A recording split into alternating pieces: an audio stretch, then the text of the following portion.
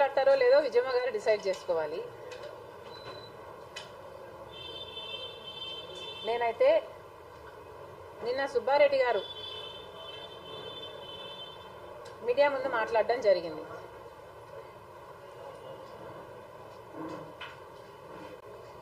ఇప్పుడిప్పుడే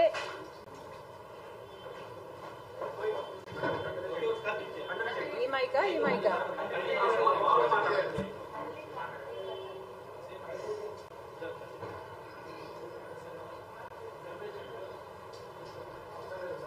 ఓకే,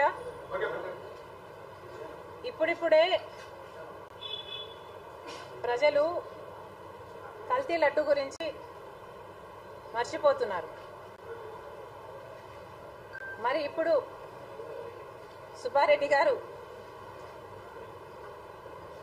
నా గురించి ఎందుకు మాట్లాడుతున్నారా అనుకున్నా.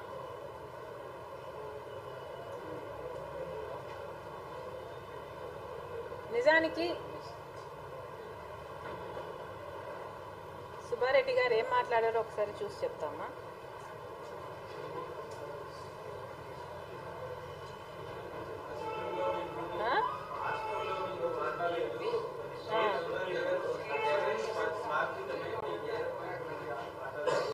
కరెక్ట్. Yeah, right.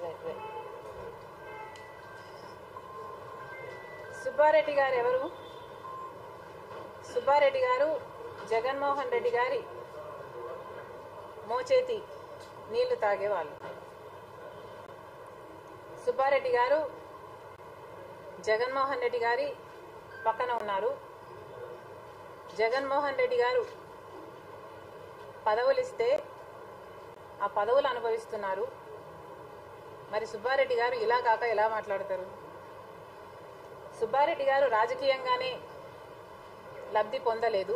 సుబ్బారెడ్డి గారు ఆయన కొడుకు ఆర్థికంగా కూడా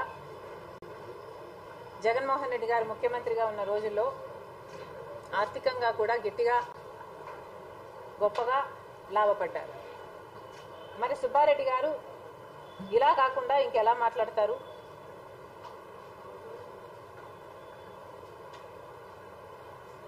ఒక సుబ్బారెడ్డి గారే కాదు, రేపు సాయిరెడ్డి గారు కూడా మాట్లాడొచ్చు. ఎందుకంటే సాయిరెడ్డి గారు కూడా వాళ్ళ టీంలోనే ఉన్నాడు, వాళ్ళ మోచేతి కిందే ఉన్నారు. రేపు వాళ్ళు మాట్లాడినా ఆశ్చర్యపోనవసరం లేదు. కానీ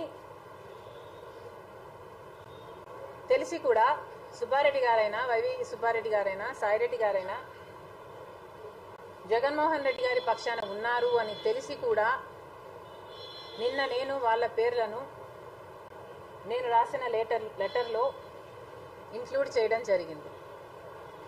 ఎందుకంటారు? ఎందుకంటే వాళ్ళలో ఏమైనా నిజాయితీ ఇంకా మిగిలిందా అని చూద్దామని, ప్రజలకు కూడా అర్థమయ్యేటట్టు చెప్తామని, అమ్మ కూడా చూడాలని. వీళ్లకు మొత్తం నిజము తెలుసు.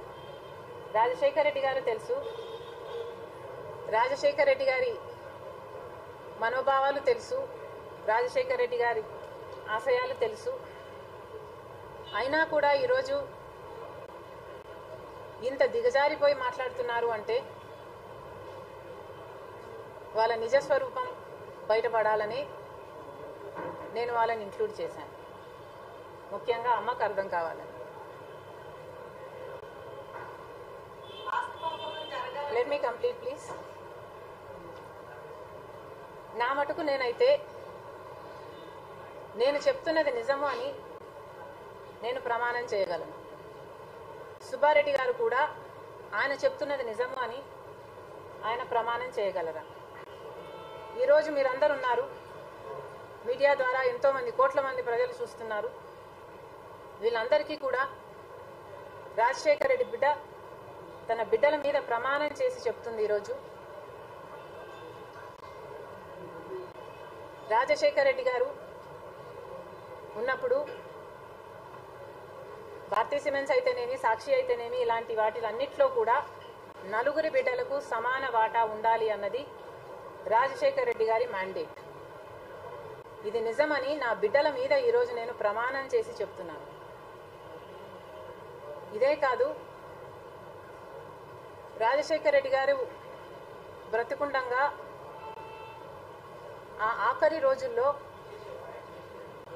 నాన్న ఒకరోజు